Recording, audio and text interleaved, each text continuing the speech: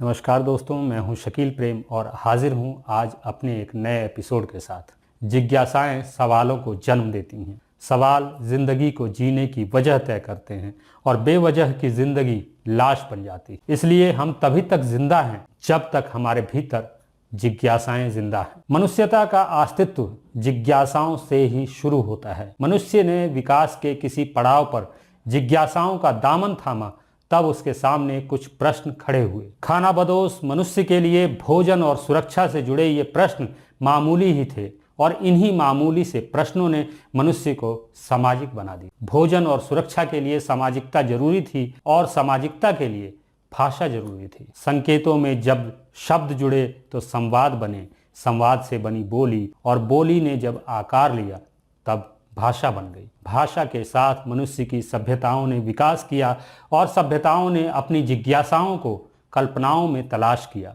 सभ्यताओं के विकास के साथ ही मनुष्य के प्रश्न विकसित होते चले गए और इन सहज प्रश्नों के उत्तर में कल्पनाओं के भगवान मिश्रित होते चले गए। नदियां कौन बहाता है, बारिश कौन बरसाता है, धरा पर पक्षी लड़ते क्यों, गगन में पक्षी उड़ते क्यों, सूरज क्या और चांद है क्यों, दिन क्यों और रात है क्यों, मिट्टी जंगल पृथ्वी क्यों, जन्म जवानी मृत्यु क्यों।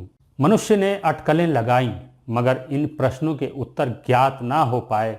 छोटे कदमों वाले मनुष्य के ये बड़े प्रश्न कभी समाप्त ना हो पाए। अज्ञानता के अंधकार काल में पुरखों के डर से उपजी कहानियों को मनुष्य ने स्वीकार कर लिया और छोटी सभ्यताओं में बड़ी कल्पनाओं का आविष्कार कर लिया। विकासवाद के रथ पर मनुष्य की सभ्यताएं आगे बढ़ीं।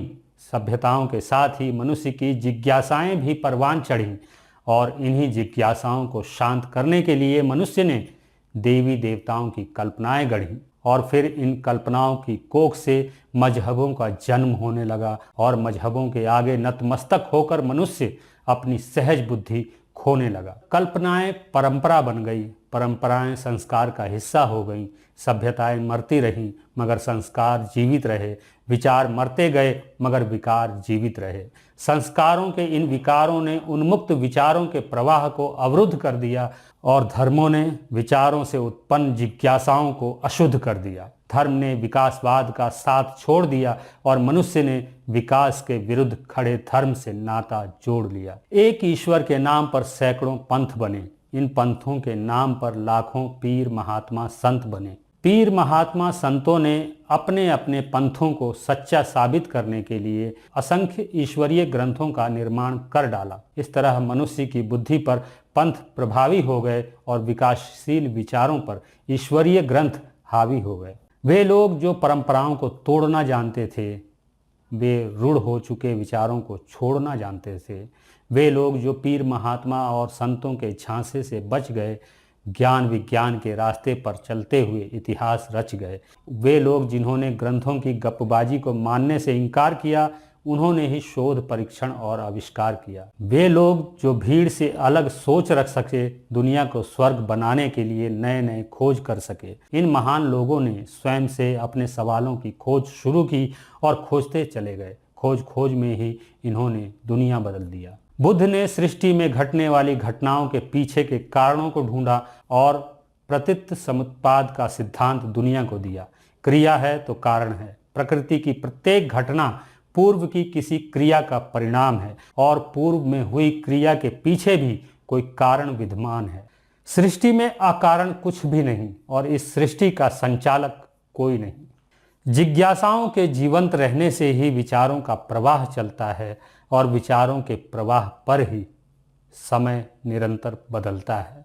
विचारों में प्रवाह ना हो तो सभ्यताएं रूढ़ हो जाती हैं और ऐसी सभ्यताएं रूढ़ होकर निष्ठुर हो जाती हैं। ऐसी निष्ठुर सभ्यताओं में जिज्ञासाओं का दमन होता है और विचारों की हत्याएं होती हैं। लेकिन निष्ठुरता के इस दौर में भी जिनकी जिज्ञासाएं जिंदा होती हैं, वो मरने की परवाह किए बिना बोलते हैं और सवाल करते हैं। अरस्तु का दर्शन हो या आर्किमिडीज के सिद्धांत, हाइपेशिया के विचार हों या मंसूर अल हल्लाज के वृत्तांत, इन सभी महान विभूतियों ने लकीरों पर चलने से इनकार कर दिया और संसार को ज्ञान की नई ऊर्जा से साकार कर दिया। ये वे लोग थे जिन्होंने निष्ठुर सभ्यताओं से टकराने की हिम्मत दिखाई, लेकिन अपनी जिज्ञासाओं की भारी कीमत भी चुकाई।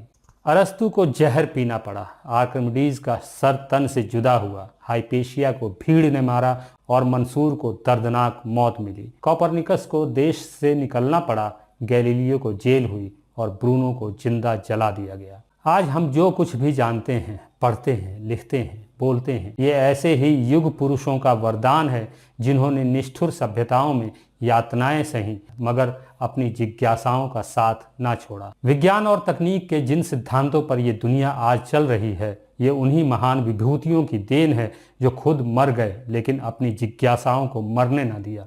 इंसानियत का सफ़र सवालों से ही शुरू होता है। क्या, क्यों, कैसे, कब और कहाँ, इन अनगिनत सवालों का जवाब तलाशने की जद्दोजहद में ही एक मामूली सा जानवर सामाजिक प्राणी बन सका। सवाल ना हो तो बुरे लोग अच्छे लोगों पर राज करते हैं, सवाल मर जाएं तो गुलाम अपनी गुलामी पर नाज करते हैं। सवाल ना हो तो बुरे लोग ऐसा जहर बो देते हैं कि अच्छे लोग अपनी औकात खो देते हैं। सवाल मर जाएं तो पत्थर की मूर्तियां दूध पीने लगती हैं, इंसान मरता रहता है मगर पत्थर जीने लगते हैं। सवाल मर जाएं तो कोई जुल्म करता है, कोई जुल्म सहता है और पुरखों की नकली कहानियों पर वंशजों का असली लहू बहता है। सवाल ना हो तो इंसानियत मर जाएगी, सवाल ना हो तो दुनिया खत्म हो जाएगी। प्रश्न ही हैं जो हमें दूसरे किसी भी जानवर से अलग कर इंसान बनाते हैं। हम में और बाकी जानवरों में सबसे बड़ा अंतर यही है कि जानवर सवाल नहीं करते। हमारी जिज्ञासाएं मर जाती हैं तब हम भी मर जाते हैं और हमारा समाज मुर्दों का समाज बन जाता है। हम में और मुर्दों में सबसे बड़ा अंतर यही है कि मुर्दे सवाल नहीं करते। याद रखिए, आप सवाल करने की क्षमता खो देते हैं तो पीढ़ियां गूंगी और बहरी जन्म लेती हैं। अगर आप मेरे विचारों से सहमति रखते हैं तो मुझे इस नंबर पर आर्थिक सहयोग भेज सकते हैं। मुझे आपके सपोर्ट की ज़रूरत है। इंसानियत जिंदाबाद।